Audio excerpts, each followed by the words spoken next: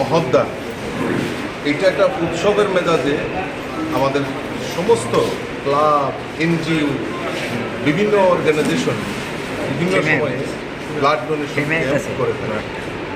তারই অঙ্গ হিসাবে সদ্ভাবনা ওয়েলফেয়ার সোসাইটি, যারা সমাজের জন্য কাজ করেন, তারা আজকে এই রক্তদানের মতো মহদ্দানে তারা এগিয়ে এসছেন। তারা বিভিন্ন সময়ে বিভিন্ন সামাজিক কর্মসূচিতে অংশগ্রহণ করেন, হেলথ ক্যাম্প থেকে শুরু করে বিভিন্নভাবে দুস্থদের পাশে দাঁড়ানো, এরকম কাজ ওনারা সমাজের জন্য করে থাকেন। এই যে মেসেজ, এই যে বার্তা সমাজের, আমরা এই সমাজ থেকে অনেক কিছু গ্রহণ করি, কিন্তু আমাদের দায়বদ্ধতা, এই সমাজের প্রতি দায়বদ্ধতা আমাদের কোনো সময় এড়ালে চলবে না। এই সমাজ থেকে আমরা, এই প্রকৃতি থেকে আমরা অনেক কিছু গ্রহণ করি।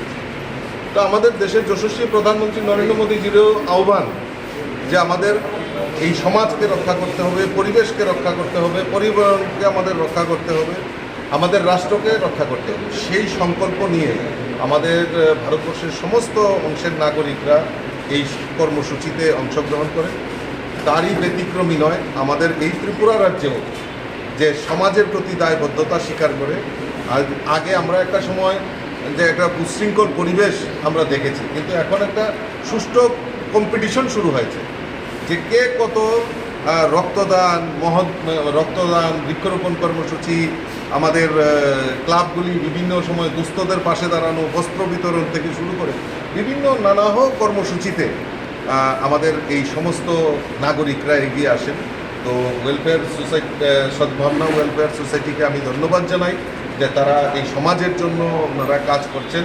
এখানে সবাই মোটামুটি এস্টাবলিশড, কিন্তু তারা এই সমাজের প্রতি দায়বদ্ধতা স্বীকার করে তারা বিভিন্ন সময় বিভিন্ন কর্মসূচি করেন। আজকেও তার ব্যতিক্রমী নয়, আজকেও তারা এই শুভ মহালয়া, আমরা জানি আর কিছুদিন পরেই আমরা দুর্গা উৎসব আমরা পালন করব, শারদীয়া দুর্গা উৎসব, এবং আজকে থেকেই দেবী পক্ষের সূচনা হয়েছে, মহালয়া আমরা পালন করেছি। এই মহালয়ার পুণ্যতিথিতে তারা এই রক্তদানের মতো মহদ্দানে তারা এগিয়েছেন। আমি আপনাদের মাধ্যমে সমস্ত রাজ্যবাসীকে এই মহালয়ার শুভেচ্ছা জানাচ্ছি। তার পাশাপাশি আবেদন রাখছি যে আপনারাও এগিয়ে আসুন এরকম সমাজের জন্য, রাষ্ট্রের জন্য কাজ করার জন্য।